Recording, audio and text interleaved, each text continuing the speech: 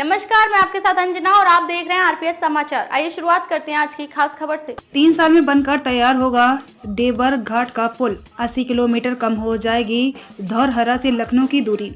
लखीमपुर खीरी में 2 जिलों को जोड़ने वाले डेबर घाट मानपुर पुल का निर्माण बरसात के बाद फिर से शुरू हो गया है। यह पुल 3 वर्षों में बनकर तैयार होगा। शासन की मंजूरी के बाद शारदा नदी पर 1700 मीटर लंबे पुल का शिलान्यास प्रदेश के तत्कालीन लोक निर्माण मंत्री जितिन प्रसाद ने किया था। इस पुल के बनने से धौरहरा से लखनऊ की दूरी 80 किलोमीटर कम हो जाएगी। लखीमपुर खीरी जिले के धौरहरा तहसील को वाया सीतापुर लखनऊ से जोड़ने के लिए डेबर घाट मानपुर पुल का निर्माण शुरू हो चुका है।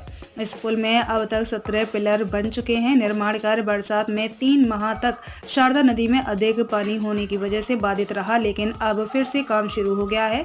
बता दें कि डेबर घाट से शारदा नदी में नाव से लोग धौरहरा से जिला सीतापुर के तंबौर कस्बे को जाते हैं। इससे कई बार दुर्घटनाएं भी होती रहती हैं।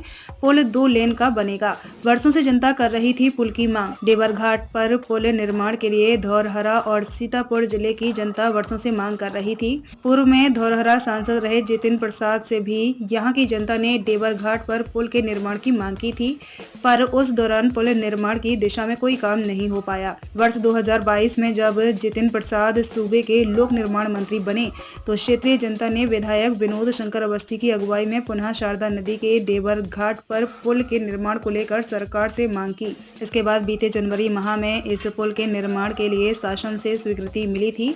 वर्षों बाद वजूद में आएगा मल्लापुर एस्टेट।